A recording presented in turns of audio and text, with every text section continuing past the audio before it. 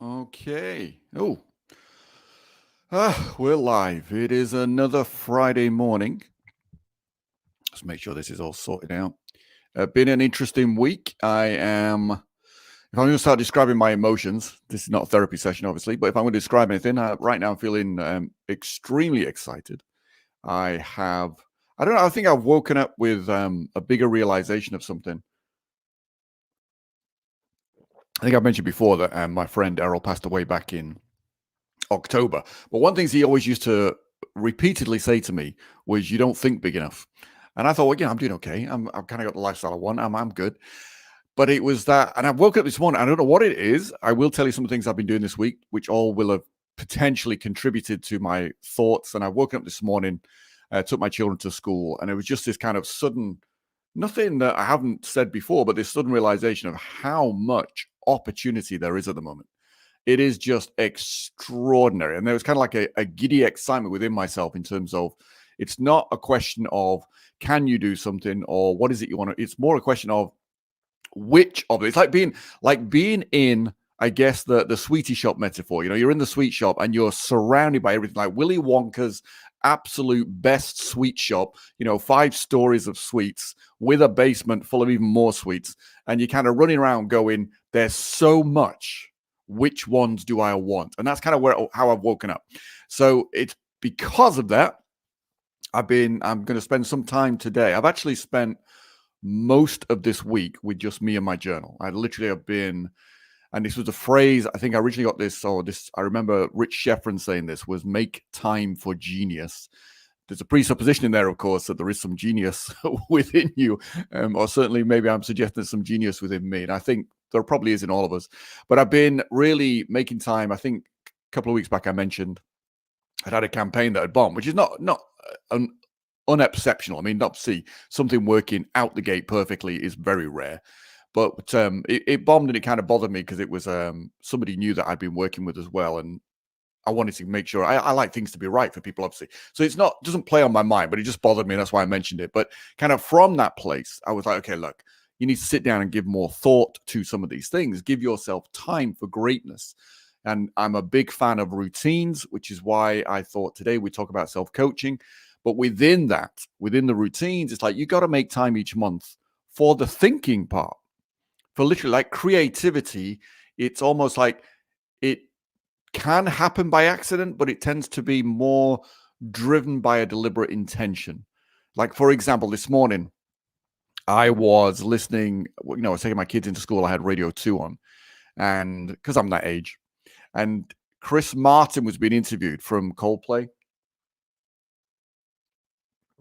I'm not a big Coldplay fan. I mean, their music's okay. I can take it or leave it. I'm not either way on it.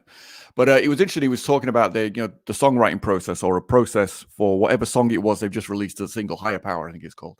And he was talking about how he'd struggled with it for days or potentially weeks, and then he was in a hotel somewhere or in a room somewhere that he'd locked himself away in, and something to do with the sound the sync was making kind of triggered something, and he sat down and the song just flew out. And I said to my daughter, I completely relate to that. Like, I've spent this week making time to allow myself to think through a number of things, ask myself a series of questions, which is self-coaching on one level. And then within that, the whole purpose of it was to get to a place where I could write some great copy, some great adverts. And literally, like, I struggled with some ideas for like Monday, even though it was bank holiday, I was doing some thinking about it. Tuesday, I was thinking about it. Wednesday, I was thinking about it. Thursday, boom, sat down, set myself a deadline, boom, it's written. And it literally, it is like it writes itself within minutes. So the whole creative process, my experience has been that I will think, I will struggle, and then finally, boom, it just literally floats onto the page. I'm not one of these people. It's not like, I sit and I write a line and then I think about the next line and I write that line. And so it so slowly emerges over a period of time. It is literally I put in all this effort and thought up front, which I guess is priming my brain to think about certain ideas. And then I'll draw little doodles and diagrams and arrows between them, because I'm trying to say, I guess what I'm asking is, what's the relationship between all of these ideas that I've got in my head? And then, boom, it all comes together and it literally just, boom, flows. I start writing and I cannot stop writing. It just flows out. So that's been an interesting experience. So as I said, I've woken up this morning going, actually, there is so much opportunity. It's really a question of what do I want to do next? So how do I want to shape my business? What do I want to do in terms of moving forward? And so Errol's voice was resonating this morning as well in the mix of all of this, saying, you've been thinking too small, think bigger. And my current question, I know this is going to sound a bit silly, but my current question is, how much in the limelight do I want to be? Like, how much of the front person do I want to be? How much, or would I rather be completely somewhere in the background, doing all the thinking, doing all the creative stuff, but not really being the face of a business?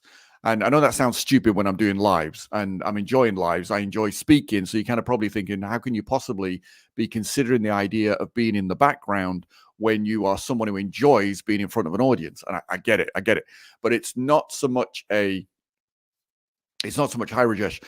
It's not so much I don't enjoy the limelight. It's more a question of what are the challenges. It's a bit like when I used to run NLP seminars. I will get to the self-coaching, and this all ties together. When I used to run NLP seminars, obviously I studied NLP, I had a massive interest in psychology, still do, massive interest in success, still do. And it got to a point where within the master practitioner seminar that I was teaching, I would want to do a demonstration. So I would want, through the period, like it was a 9-day program, through the 9 days, and I used to break it up 3 days, 3 days, 3 days. But during that process, I'd be looking at everybody in the room and kind of assessing where they're at, and also kind of unconsciously looking for who would make a good demonstration subject. So who's got a really, because like NLP used to, I don't know what it's like today, obviously it's 20 years later, but used to certainly attract people who had an interest in self-development. And the reason they had an interest in self-development for a lot of the reason was because they had some of their own shit going on that they needed to resolve, and they hadn't resolved it. And so it was always interesting. Like, I was looking for someone that I would make a great demonstration. And so it got to the point where, I remember one event I started, and I was quite flippant in some regards. There was a woman in the room, and I said, why are you all here? And tell me a little bit about yourself. And this woman stood up, and she basically described she had this phobia. And I was like, we can get rid of that. And she found that incredibly insulting, because she'd spent, like a decade in therapy and hadn't dealt with this thing. And it was like those things I was looking for. And it wasn't so much, can I handle that problem? Because I knew I could. It was, how do I want to handle that problem? How do I create a new challenge for myself? So in simple terms, like, you get somebody up to do a demonstration, and I could say, okay, what's the issue? And take them through a process to demonstrate some of, like, a practitioner level, you're really just doing very little demonstrations, and one demonstration you're demonstrating a very specific technique, very specific. But at master practitioner, there's a bit more leeway, there's a bit more creativity, there's a bit more flexibility. And so it'd be interesting for me, because of course, if I do the same demonstrations time and time and time again with the same problems over and over, it's like it gets boring. So to inject some variety into it, I'd want to challenge myself. It'd be like, so can I get somebody up who is suicidal, or can I get somebody up who has a phobia of whatever, something extreme that I've not dealt with before? Or can I treat it? Can I come at it from a different angle completely? Can I play with it a little bit differently, knowing I'm going to get the outcome? It's like, that's how it was. So it's like, can I play with it? So when I say, I'm in my head going, do I want to be at the front of the business and be the face of the business, or do I want to be in the background? It's more about, do I want to approach this differently? And on a practical level, if I want to have more reach, more leverage, more impact, then one, what kind of businesses do I want to run? Because obviously you already know I have an interest in health and supplements, all these kind of things. Do I want to grow that business to a level where I'm completely in the background, but the impact I can have positively on the world is huge because of what I'm doing in helping people have greater longevity? Can I do that without being the face of it in a world, and this is where my thinking is at the moment, in a world where personality businesses are so much easier to build, like so much easier than any other business. Why? Because we're human. Humans like to relate to other humans. We've spent, from the 50s onwards, I would say after the Second World War onwards, more so, businesses have been very corporate in their size, corporate in their thinking traditionally of, it's a brand. It's, it's not a person, it's a name, it's a font, it's, it's those kind of things. Whereas we live in an era where personality businesses are king and queen, are sovereign. That would be a better word, wouldn't it? That'd be the PC way to describe it. They're sovereign. So in a world where businesses are now sovereign, where building a personality brand is much easier than any other kind of business. But I have things I want to do. I've got challenges I want to do. So I want to build a business. And maybe one avenue I'm pursuing, because I've done so well with this in the past, is do I grow, if you like, the affiliate aspect of my business in a way where nobody knows who it is behind the scenes. I can still get a little bit of my significance from setting myself challenges. Like, for example, setting a challenge like, well, there's an affiliate program out there. I want to be the number one affiliate. That would be a challenge. That would be a goal. That would be a significance-driven goal, without a doubt. And obviously on the other side of it would be, I wouldn't promote something I don't believe in. I wouldn't promote something that doesn't have a genuine impact on somebody. And I could do that. I could continue to do that. I wouldn't necessarily, but even that, building a business where you promote products that you don't own is still a lot easier if you're the face of the business. Because again, personality makes it easier. So there's all these things going on, but the bottom line is there is so much opportunity. It's not a question of, can I find an opportunity? That's just not the question anymore. It's not, can I get the resources together to launch a business because it needs $6 gazillion up front? That's not a question anymore. The question really is, there is so much. There is an infinite number. Like I mentioned, what you call it, Charlie and the Chocolate Factory kind of guy. It's that he's not got 5 stories of sweets. There's an infinite level of sweets. There's an infinite level of stories. There's an infinite levels of rooms in this place. And it's like, what do you want? Literally, what is it you really want? What opportunities do you want to leverage? Because there's so many, there isn't enough lifetime. And even if I became immortal, there's still not enough lifetime to leverage every opportunity that's out there at the moment. So then it's a question of, okay, which ones are going to be most interesting to me?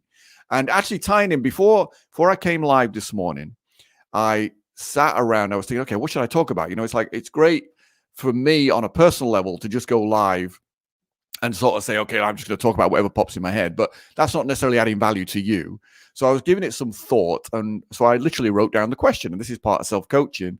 Self-coaching is about asking great questions, and not always. And sometimes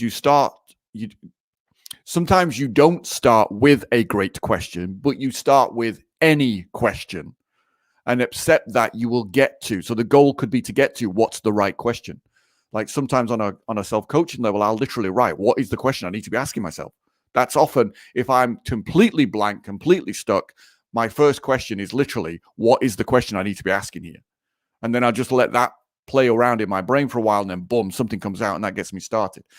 So I just wrote down, I was like, okay, so what should I go live by? What topic should I discuss? What should I think about? What should I explore? Because I like to use these sessions to explore, as I've mentioned before. So I'm not coming in pre-scripted or with anything really pre-planned. I haven't mapped out storyboard. I want to think through some ideas, and with the intention that we both get value from it.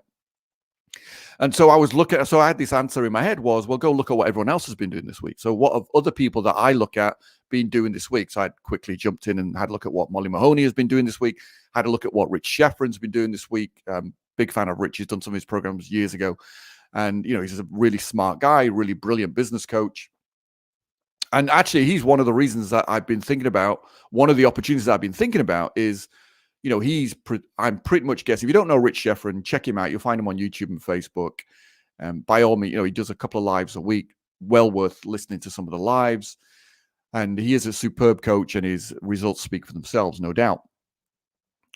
And he is already talking about coming back into coaching. So in my head, I'm thinking, well, actually, I could promote his coaching program, be completely behind the scenes, and sort of set myself a challenge of being, one of the top affiliates for his program, and know that I'm adding value because he's so good at what he does. Obviously, there's other great coaches in the world. I know that.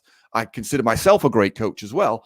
But there's that balance of like, which of these opportunities, which of these Charlie and the Chocolate Factory kind of places, which sweets do I want to grab in my hands? Which do I want to run with? And obviously, these would be very healthy sweets. There wouldn't be any sugar in them, of course. We all know that. But, you get the metaphor. You get the idea. It's like, which of these opportunities do I want to run with? Which do I want to put in place?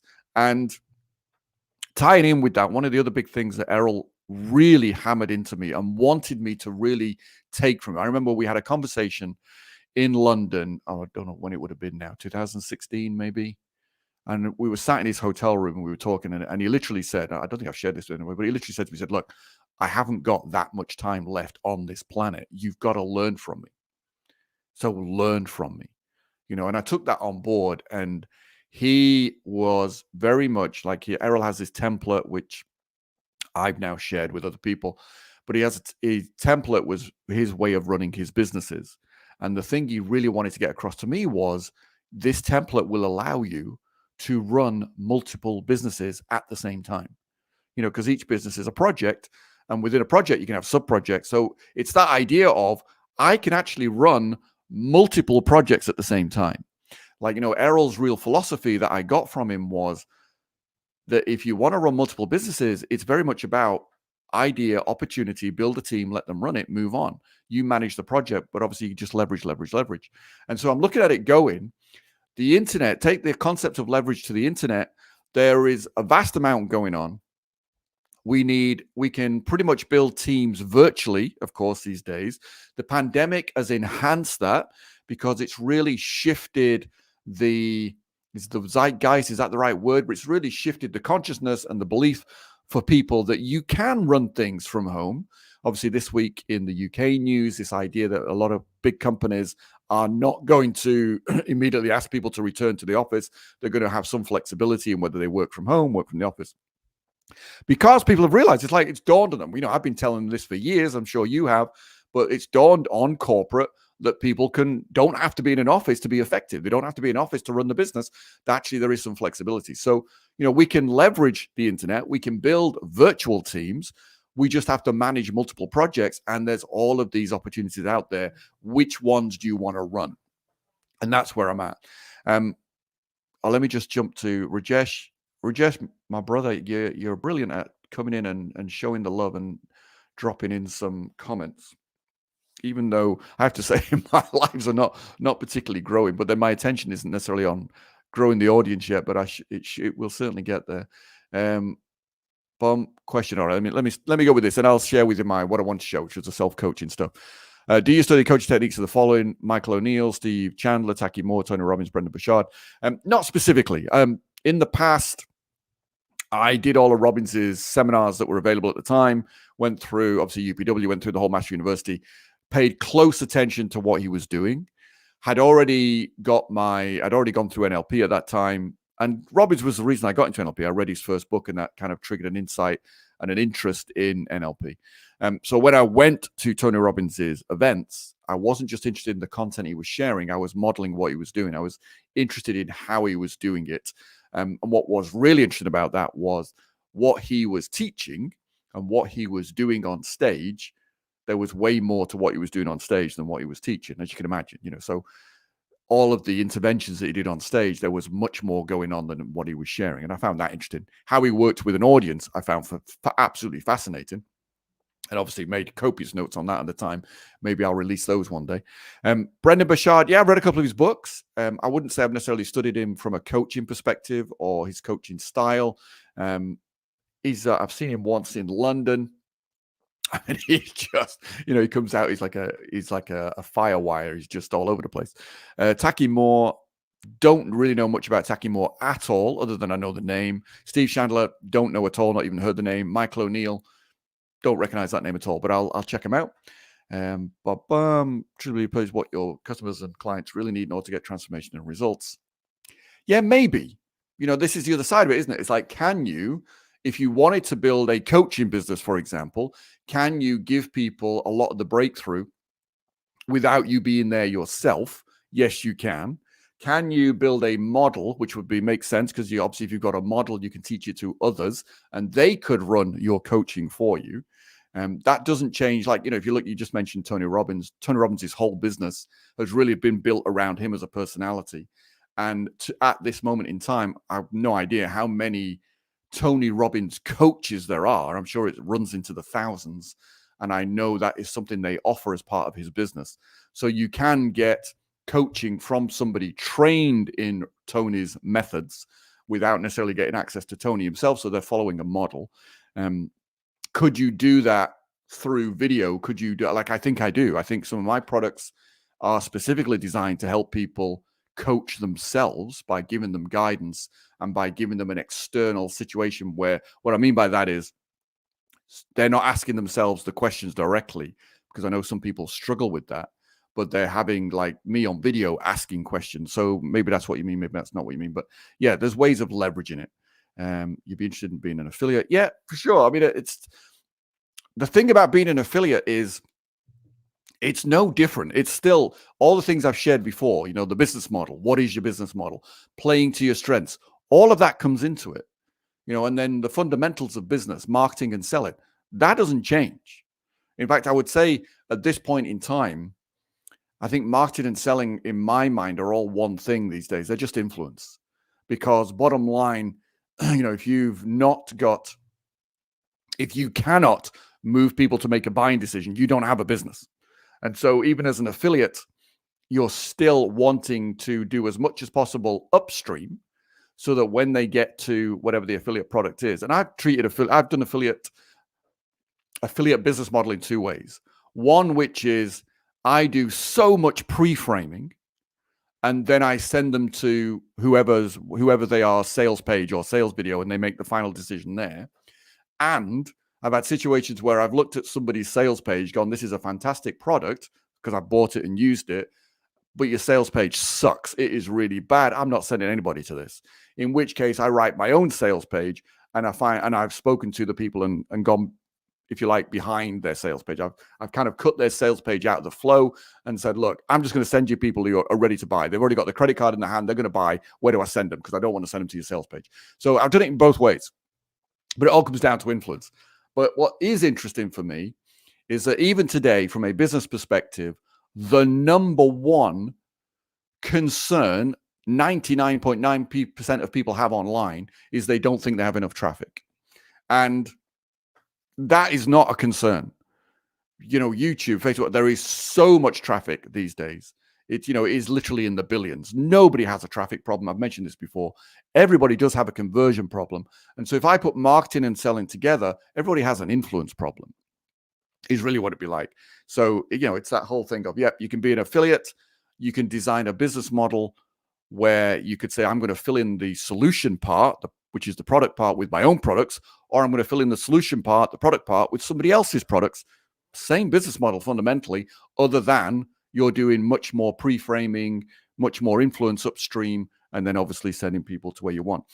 On that point, there's a great product, which I do promote, which is called switchy.io, which is so I'm obviously not putting an affiliate link up at this point, but just so if you're interested, switchy.io is a link, not a link shortener. I think that's the wrong word, but it's more powerful than that. It cloaks your links, it disguises your links, but it also, one of the brilliant features it has, which I've not seen in any other of these link type products, is you can add a video to it.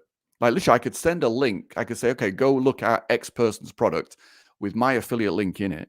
And when they land on that person's website or web page or whatever it might be, then a video could start playing with me in a video.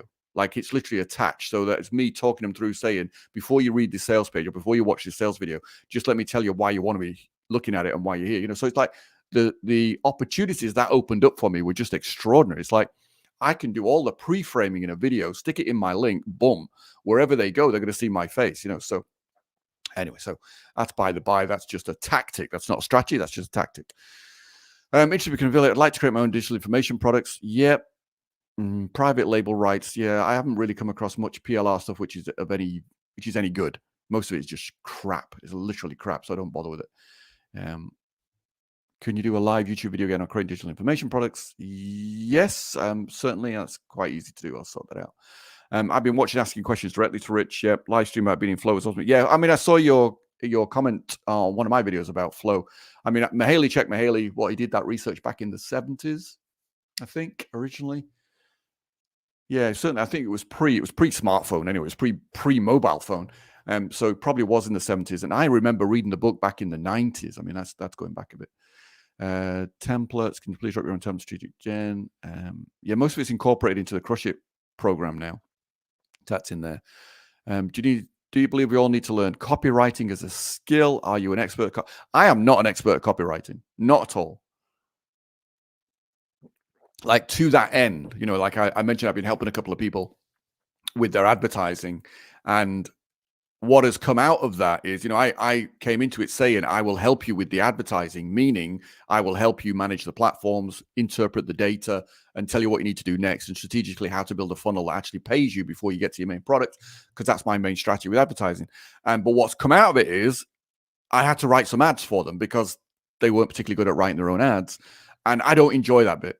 Like writing ads for someone else, I'm not enjoying. So I couldn't be a copywriter in that respect, which is my interpretation of the word copywriter, is someone who writes copy for someone else as a full-time job.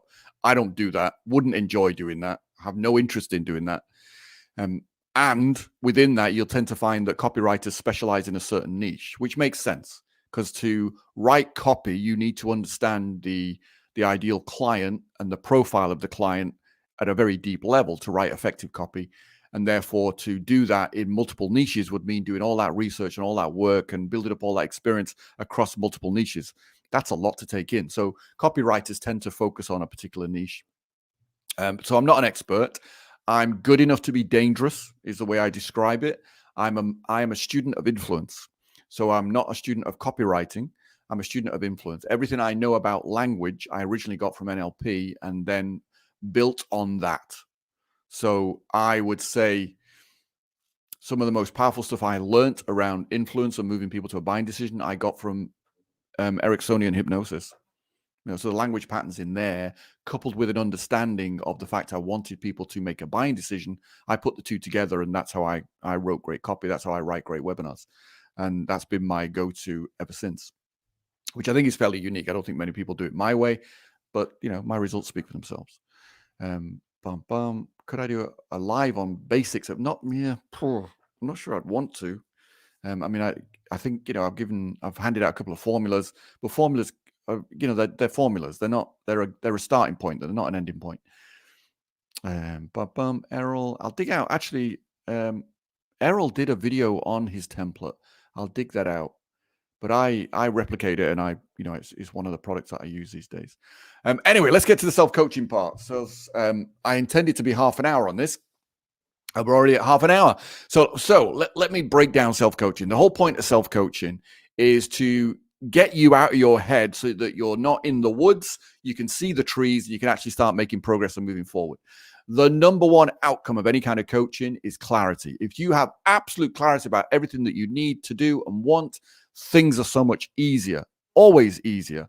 Secondly, within that, the purpose of coaching is to get you to take action. Always. There is no, coaching is not an intellectual pursuit. It is not an academic pursuit.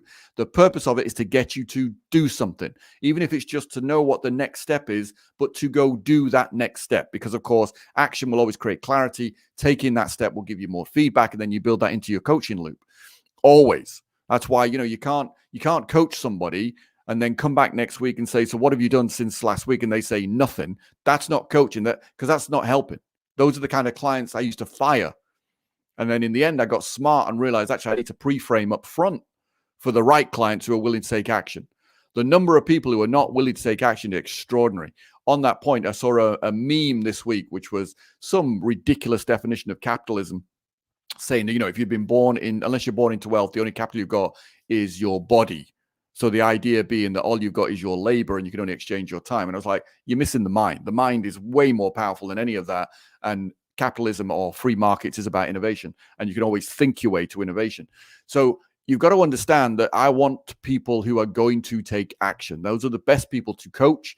And you will notice, if you haven't already, that the people who build their business around coaching and are in the top 1%, their criteria for taking you on as a client is critical to the success of their business. One, they have a criteria, even whether you're aware of it or not. And secondly, they leverage that criteria, because you very quickly notice, and I've had this experience myself with coaching people, there are people that do stuff and there are people that just want to talk about it and have more coaching and tell you about their woes. Well, you can only get so far with that. And that's my point really around this whole meme of capitalism, was that at the bottom line, success is still the exception, not the rule. So if success is still the exception, what does that tell you about most human beings? It tells you that most human beings don't want to do what they need to do for whatever reason. And I don't have an answer to that other than most people tend to only do something when they get to a point where it is absolutely too painful to stay where they are. So coaching is really designed to help people gain clarity, help yourself gain clarity with the understanding that with that clarity, you move, you take action, you do something. So I've talked about advertising pretty much on every single live I've done this year. So if you're looking at it and go, well, I'm not doing any advertising, you've got all sorts of excuses why you haven't, but there is no faster way of bringing in leads than advertising. Not that I've come across. So if you're not doing any, then you got to use, from my perspective, you're making excuses. So therefore, coaching would help you uncover what those mainly obstacles are, which are probably in here, so that you can deal with them and move forward. As an example, I'm not saying your business model has to rely on advertising. I'm just saying using that as an example to highlight the whole point of this. The whole point of self-coaching is to get you to a point where you take the next step, you take action. So fundamentally, the two simplest questions in coaching, which are the bedrock of all coaching, are simply this. One, what do you want? And two, what's stopping you? That is it. That is, if you were to nail coaching down to two questions, those are them. And so from that, you can change those questions. You can put different words in them, which can enhance the question in some way. But fundamentally, that's coaching. Two questions. What do you want? What's stopping you? The answers to those questions are the important part. So if I said, what do you want? I know for a fact most people would look at me blankly because that's what they used to do. I used to say to people, what do you want? And I'd either get a complete rabbit in headlights look or rabbit in headlights with a do, or I would get the flip side of that, which was where people start rattling off all the things they don't want. Now, actually, I initially, when I first started coaching people 20 odd years ago, and they started telling me what they didn't want, I was like, this isn't really helping. I want to know what they want, not what they don't want. But actually, one of the things I did learn very quickly was to shut up and listen. And I noticed that if I let people tell me all the things they don't want, eventually they run out of things they don't want. And then what happens is they start talking about the things they do want. The other thing I noticed with asking yourself the question, what do I want, is that 99% of the time people confuse what they want with how they're going to get it. In other words, they try to answer the what and the how at exactly the same time. Can't do that. The how is usually going to be a lot more complicated than the what. So you got to separate them. So because people try and go in their head and they go, what do I want? How am I going to get it? Don't know how I'm going to get it. So then they just say, I don't know when you ask them what they want. But that's not true. Everybody knows what they want. Whether you believe you can have it is something else. So you got to put all that to one side. So coaching is very much about what do you want. But to help people with that question, take it a step further. And I got this, I think originally, this is paraphrased in a question I got from Dan Sullivan, who is a great coach, runs a business. I think the business is called Strategic Coach. And he's been around forever. I think he started coaching financial advisors in the early days, and then obviously it's broadened into entrepreneurial type people in other avenues. But his whole thing was, kind of go out 10 years. So if answering the question, what do I want, doesn't help you, then put a time frame on it. And so for me, I tend to be able to say, look, if we're going to put a vision together, for example, and vision is the key to overcoming procrastination. Like if you want to know what's going to motivate you, create a vision for your life, like a really strong vision, because that will do more. That will eliminate procrastination in a heartbeat. Like when somebody tells me they're procrastinating, I know for a fact they don't have a clear vision, because nobody procrastinates who's got a clear vision because you're too excited about your life. So start with that point. And so vision wise, I tend to use a time frame of 10 years. So I would say to somebody, and again, this is straight out of NLP. In NLP, there's this whole thing of using language to move people through time. So you can ask questions about like, what did you do? That's in the past. Sorry, if you're looking at me, what did you do is that way. Yep. And then, no, I've got that completely, got myself muddled up. Forget that. What your future will be my right. Yeah. On a timeline. Anyway, language. So language for time. So it's like you can move people through time with language, like things what did you do yesterday puts them in the past. What you're doing at the moment puts them in the present. What are you doing tomorrow puts them in the future. So if you take that concept of time and then say, okay, I want somebody to answer a question about what do you want? I want to build a vision for their life. Then rather than saying, what do you want for your life, which leaves them in the present moment going, I don't know, I move them out into the future. So it's like, okay, imagine going out 10 years from now. So you're out 10 years ahead of where you are now, turn around and look back at your life 10 years from now. So that concept of moving people way into the future beyond the successful accomplishment of this vision, and then having them turn around so that it's in the past. So they're in the future, but they're way, so let's say they've gone out 10 years and a day, and they're looking back at everything they've achieved in 10 years. So that's now one day in the past, and then get them to answer that question. And so the way I phrase that is, if you and I were having this conversation 10 years from now, and you were looking back over that 10 years, what has to have happened for you to be happy with the results? So that's a great way to get people to start thinking about what they really want. Because it's like, wow, what would make me happy? And also and if you write that down, if you write that question down in your journal, then you're externalizing it. So now you're self-coaching. Self-coaching with a journal is so much easier because you're not trying to hold it all in your head. It's on paper. So the journal and you act as a relationship, a synergistic relationship. So if you say, okay, you're out 10 years. Now people are not thinking about what do I want. They're thinking, okay, 10 years from now, things have happened that have made me ecstatically happy. What are those things? And then you can break it down. Say, so what would have happened financially? What would have happened in your business, career, relationships, health? So look at it in those terms. And that tends to be a very powerful question for people. So then you could change the time frame and say, okay, well, what do I want over the next 3 months, or what do I want over the next year? So the same question then. If you and I were having this conversation 90 days from now, and you were looking back over that 90 days, what has to have happened for you to be happy with the results? Same idea. So now you say, okay, in this quarter, I want this. That's what you're basically saying to yourself. So that's just the what. Then it's like, right, where are you now? That's where you want to get to. Now we've got a gap. And that's all coaching is. It's like, okay, there's a gap. What's stopping you? Then you can start putting down all the things that you believe are preventing you or would hinder you or would prevent you from achieving those outcomes. And that's the starting point. Because now, of course, whatever you write down, so if you wrote down, lack of money, Paul says I should advertise. I've got no budget for advertising. Great. But we haven't decided whether advertising is necessarily the right thing for you to do in the next 90 days or not. What we've established is we know what you want. And how many ways are there to get what you want? Possibly infinite, potentially. So this is where strategy comes in. So now, okay, what is it that's stopping you? List all the things. Well, I don't have the money. Fine. That's often a common complaint. Write that down. But then get more specific with it, because then it's like, don't just look at it and go, I don't have the money. That's it, which is where most people stop.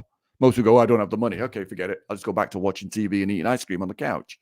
Well, that's a great recipe for getting fat. And if you can afford ice cream, you can afford to advertise. Hint.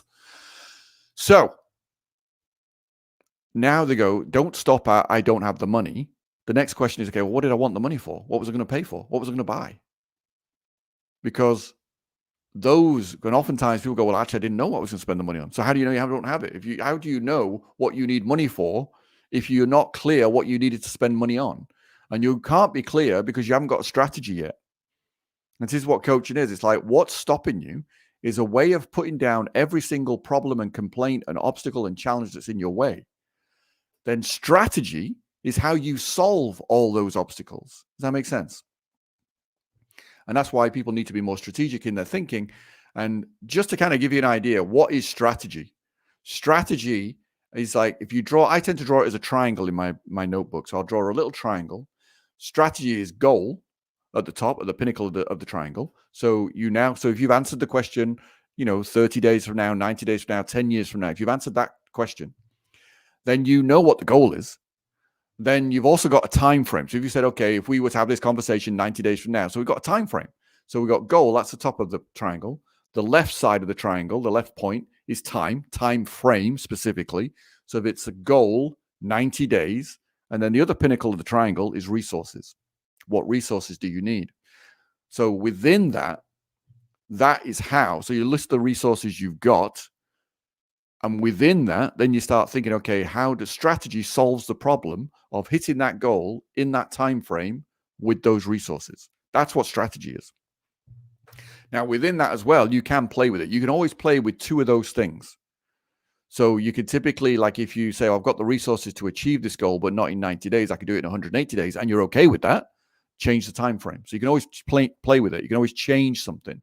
Or if you say, no, the 90 days is fixed, it has to be 90 days. Well, actually, is that goal if I've only got these resources, is that goal genuinely going to be done? Or would I be better having a smaller goal in the first 90 days?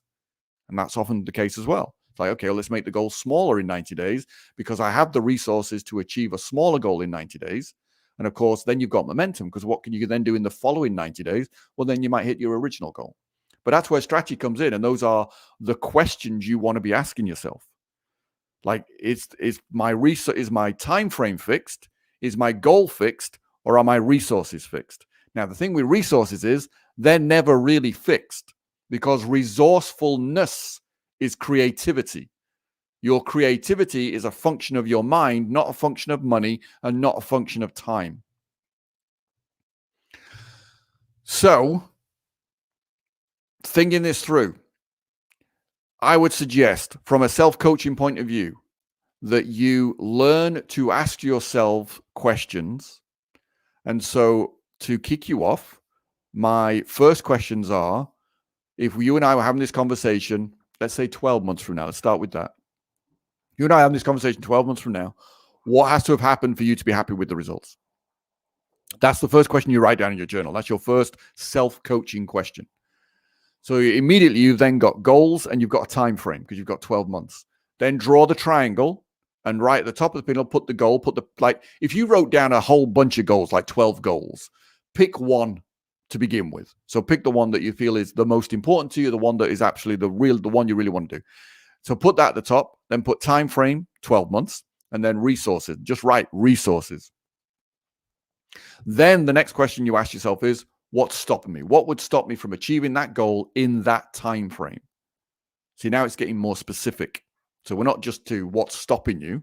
We're actually getting more specific. The more specific the question, the more powerful the answers. So what specifically is stopping you from achieving that goal in that 12-month time frame? And then wait for the answers to that. Because whatever you write down, your strategy has to solve it. So then you start looking at it and say, okay, so what would allow me to, or what would I need? Or even better, go back a step and say, okay, so what questions do I need to ask myself to solve this problem so I can develop a strategy which allows me to hit that goal in that time frame? That's where I'd start. That's where I often start. And sometimes you kind of go, well, actually, it'd be easier if I look at it and go, well, actually, the only way I'm going to do that is if I end up working 16 hours a day or something. Then I might say, all right, is there a way for me to leverage that? Or if I don't want to, am I happy to either reduce the goal or increase the time frame? Or both, reduce the goal and the time frame. So they're just ways to get you started. But remember, the whole point of self-coaching is asking questions. One of the things that I found with doing this is that I end up with a whole bunch of questions which I would never have thought of asking myself previously.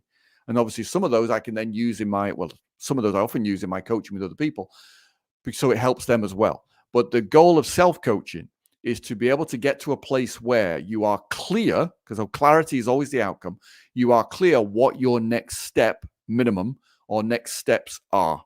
And then, of course, what do? You go take that next step. You will get to a point where you go, okay, I have to take that step. So then you take that step. Now you got feedback to feed back into your strategy. So a couple of I guess on that point, I guess there's a belief I have around strategy that strategy is not fixed, it evolves. So strategy is like, in the beginning, it's your best. Like, this is the goal, this is the time frame, these are the resources, this is a strategy that allows me to do all of that with these resources. And maybe the first step is go get a loan. So that has been part of my strategy in the past. It's like, I didn't have the money. Can I borrow it? Who would lend me the money? Where could I get the money from? So for example, in the early days, when I was very naive, was, well, I'll go to the bank. The bank will give me the money. And it's like, well, why will the bank give me the money? And I turned up for a meeting at a bank. And this is how naive I was. I literally had one piece of paper with a couple of things written on it. And the woman who came out to see me didn't even bother looking at the piece of paper. She was obviously of the mindset that if there's only one side of paper, this can't be properly thought through. She might have been right. And so therefore the conversation only took a few minutes. She was like, we blanket just telling me we ain't lending you any money. So, then I learned from that. So you had two options. You go, okay, well, they're not going to lend me money. Who else might lend me the money? Or actually, if I want a bank to take me seriously, what do they need to see? So I learned from that step. That action allowed me to say, I need more clarity on my piece of paper to show things to the bank that they need to see for them to be confident enough to lend me the money.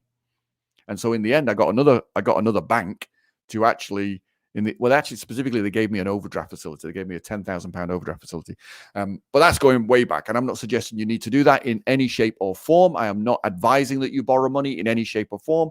I'm not advising anything. I'm just giving you a story from my life to illustrate a point, which is that strategy evolves.